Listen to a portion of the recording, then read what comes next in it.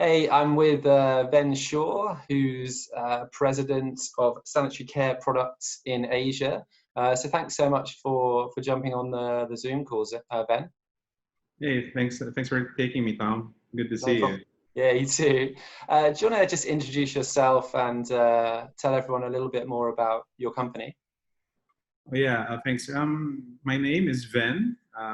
My company, Sanitary Care Products Asia, is based in the Philippines, where we make primarily the big chunk of our products are toilet paper, which is, for the first time in history, more valuable than oil. So we have been operating all over the Philippines for the past 23 years. And most recently, we have been open for business for most of the community lockdown period here in the Philippines. So uh, it's a very good time to be re-examining all our strategies for the next few months and years. Yeah. So I mean, you touched on a few things there, but yeah, I mean, how have we've been hearing the world over about sort of toilet paper shortages. What's been the sort of impact to your business of COVID-19? Well, a lot of I think blessings for us is that we are considered an essential goods right now. And although the Filipinos tend not to consume a lot of toilet paper relative to the Americans, for example, who use about 4 times as much as a regular Filipino, we do have seen a spike in demand, and unfortunately, we've not been able to serve many of the orders. The orders have spiked to about 70% on March. And we were able to fulfill only about 70% of our orders recently, but that's still, I think, fairly good considering the spike. That we're operating above our capacity, even though we have very few people or a lot less people coming in because of the restrictions. In the first few weeks of the lockdown, we've had only about 20% people coming in for production.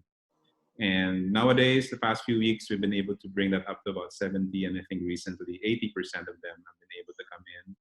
We've had to change a lot of our practices. In many of these cases, we've actually had to pick up our people personally using our service vehicles. And actually, some of our facilities, some of the people are actually staying in our facilities so that they don't have to go through all these checkpoints. So we provided lodging for them within our facilities and place and food.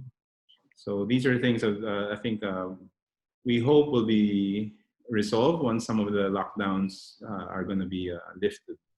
Yeah, so you mentioned several kind of interesting points there. If I could just take you back to one of the challenges around supply chain. You mentioned obviously with a huge sort of spike in demand, you were able to fulfill a lot, but not all.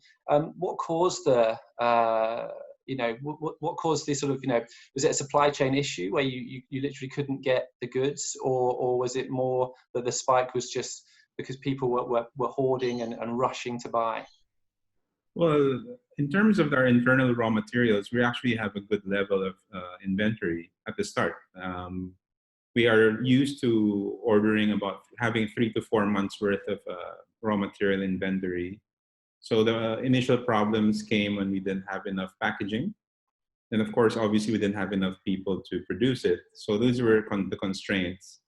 And the actual raw material, the actual toilet papers, are actually in good supply, and they continue to be in good supply until today, as we've been receiving the regular stock. So a lot of it has been the things we actually were not paying attention to before. We took it for granted, the presence of people, the packagings that have always been there. Anytime we can just call up our suppliers. So these are things that, in fact, many of our suppliers just opened like last week. So that's the situation. So some of the adjustments we've made have been, we've lessened the number of units, the type of products that we make. So for example, we make a broad range of toilet paper, various types. So we've had to trim that down so that we can focus and have longer runs. So that's probably some of the major things. The spike in the orders is a very interesting one because obviously our B2B customers have slowed down their orders and has been focused now a lot on the retailers. where we see a lot of the consumption moving from institutional selling into household consumption.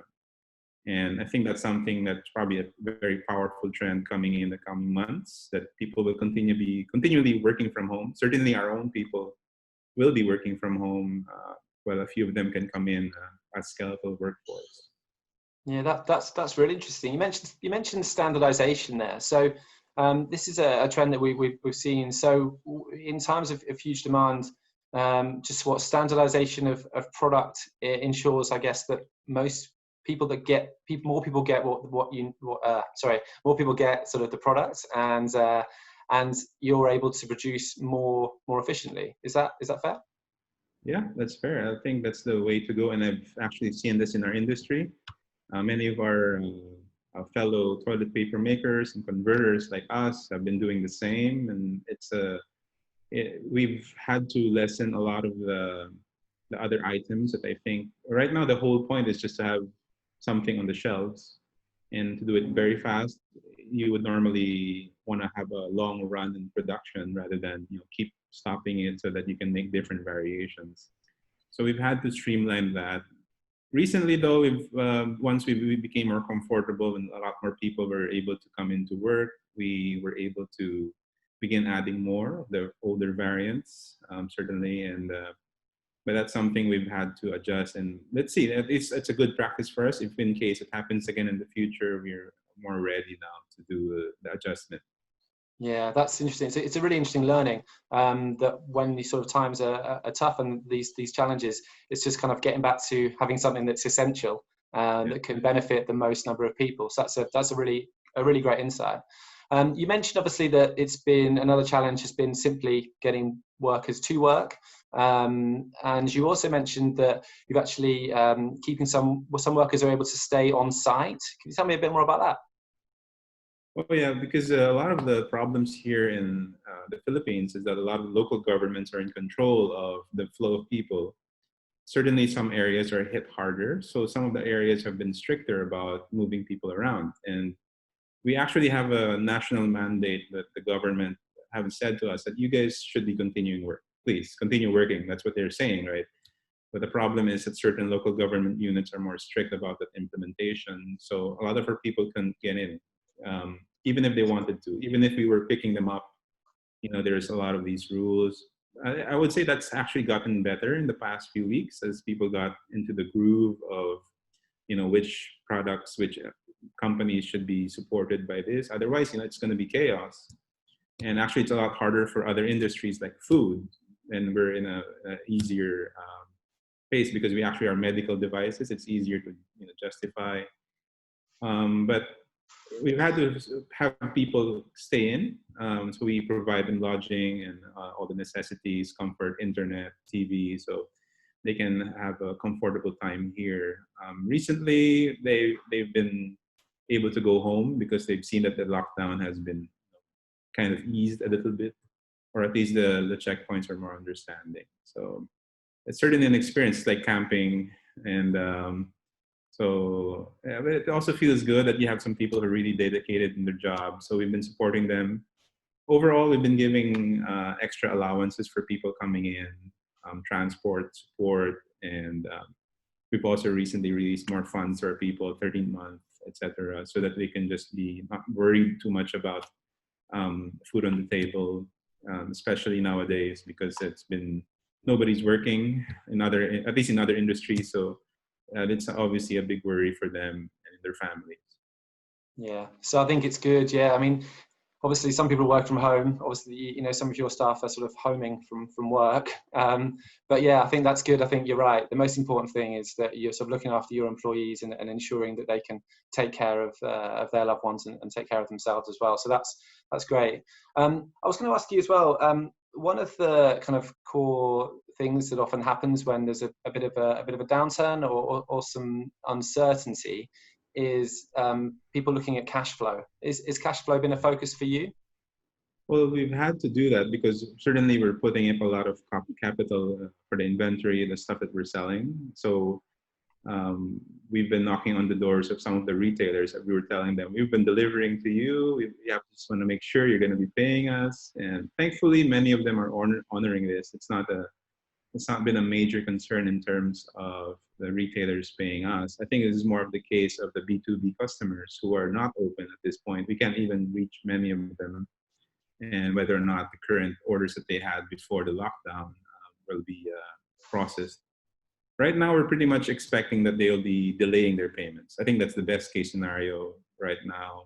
And many of them can probably pay it, but probably the more realistic point of view is that they will be delaying payments, maybe 30, 60, 90 days more.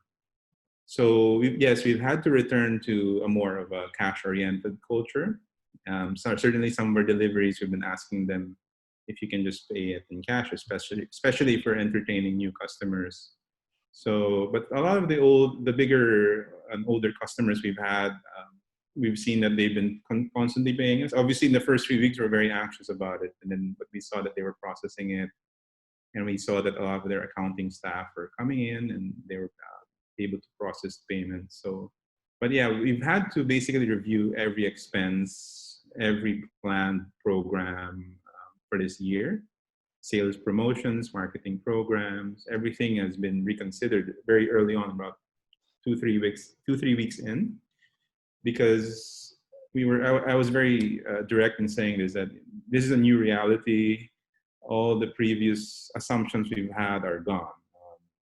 Even if, moving forward into the next few months, the behaviors will change.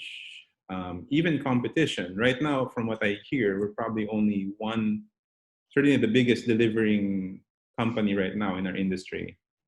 The other players are not in a very good spot. Some of them are closed or some have run out of raw materials.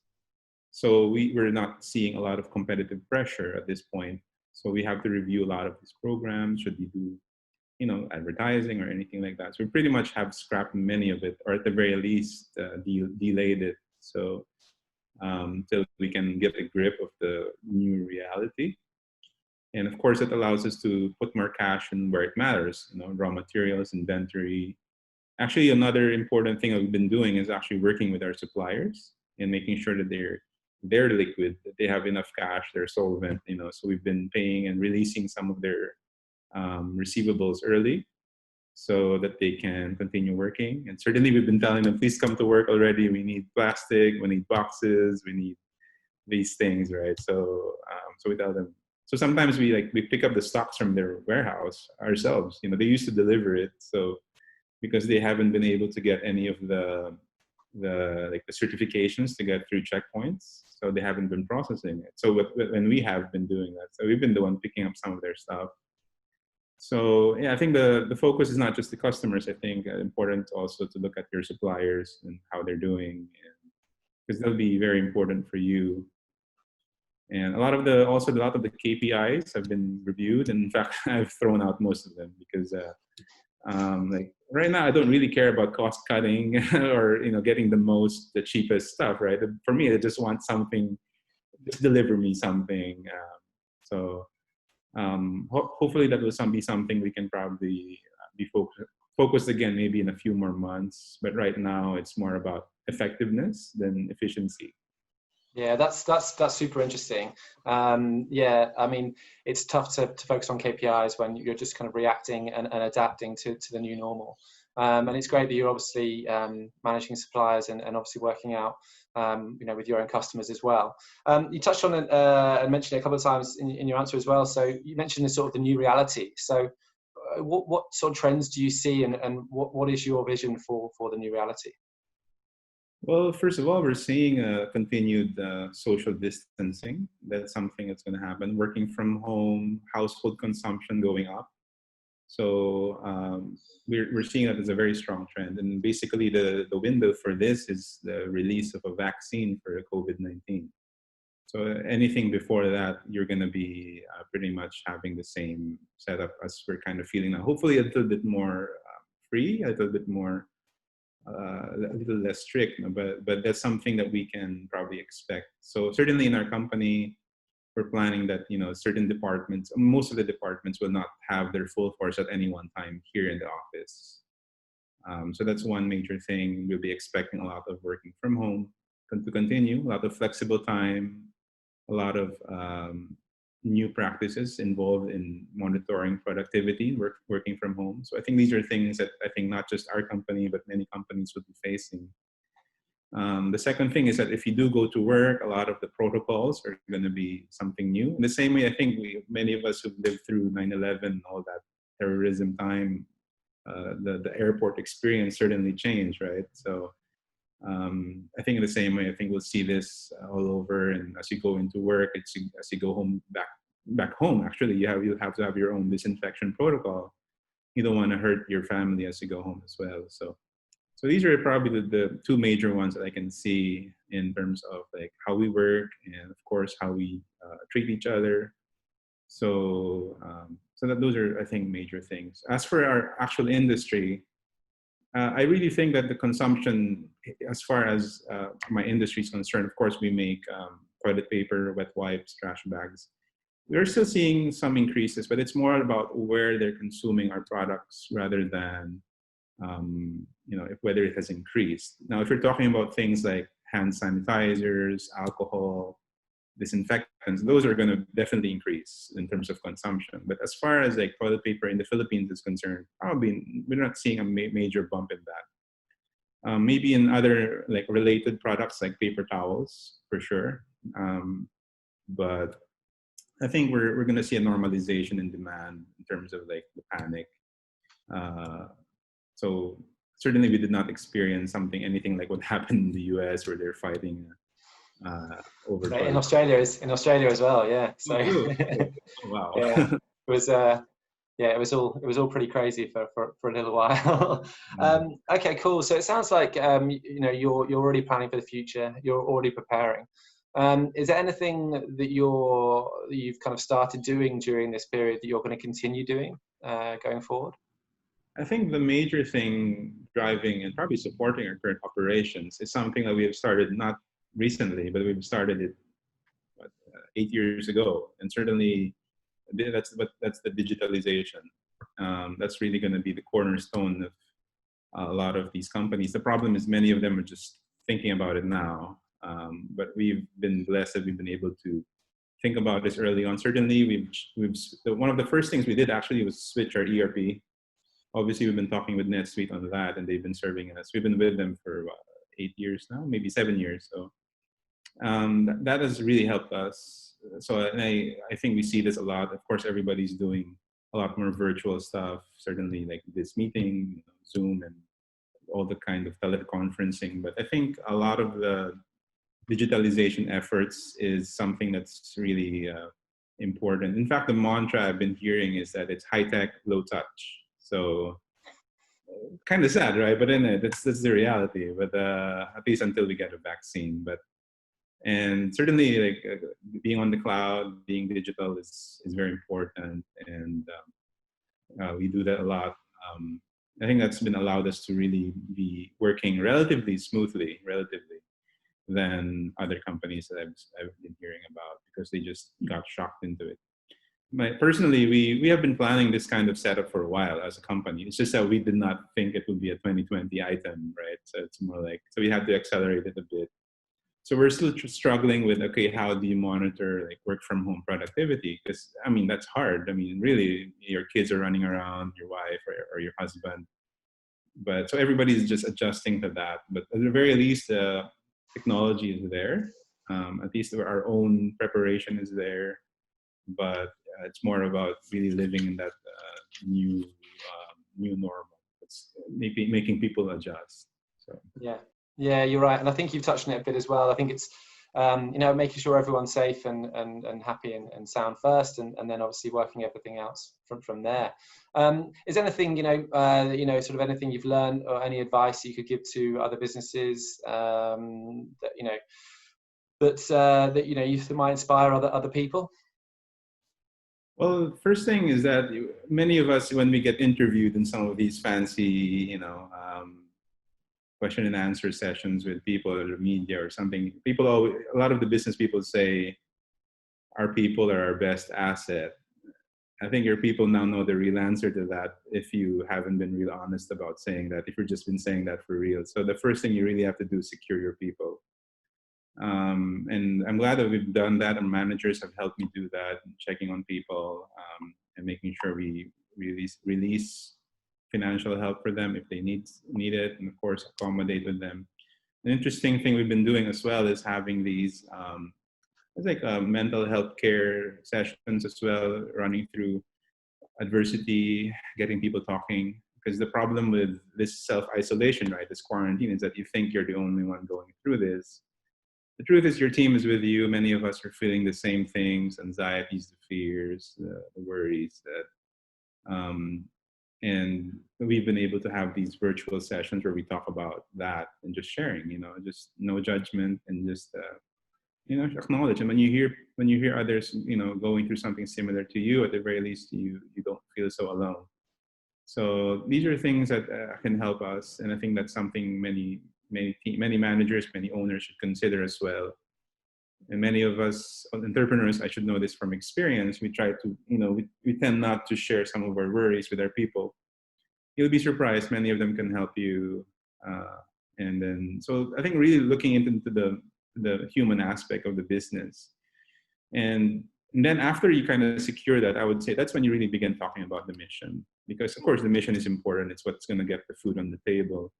And certainly that's something I was very worried about, because I knew that I had to tell people, we're going to come in, we're going to be working, guys. So I have these people who work in the grocery stores, the merchandisers, I have a lot of them. And I'm obviously worried, so I had to send a message, guys, I'm sorry, you guys have to work. You have to, this is our part of our mission. But once they knew that we cared about them, once we knew that we were supporting them, we gave out, a lot of support. They knew that they were not, facing this alone. So I think that's important. But you have to really answer the human dimension first, and then you can get into the mission. And those both are very important. So that's probably my advice for a lot of these entrepreneurs as they're coming in, right? Because, once the lockdown or whatever we call it gets lifted, everybody's going to face that anxiety. Okay, everybody's going out now. We could get, hurt or infected now. So there's something that we need to deal with. And I think certainly company can do a lot to alleviate those worries if we just show that we care. And we can do, of course, we can be more flexible. If they think they should be staying home, we should allow them to.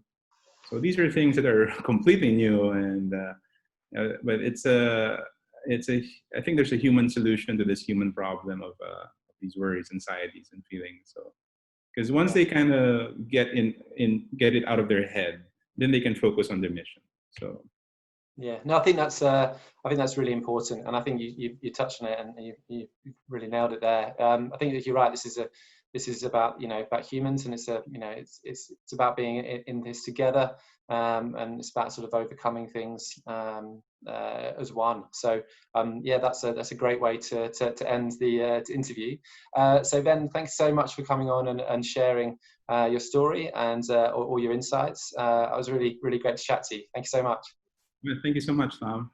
Take care. I'll speak to you soon.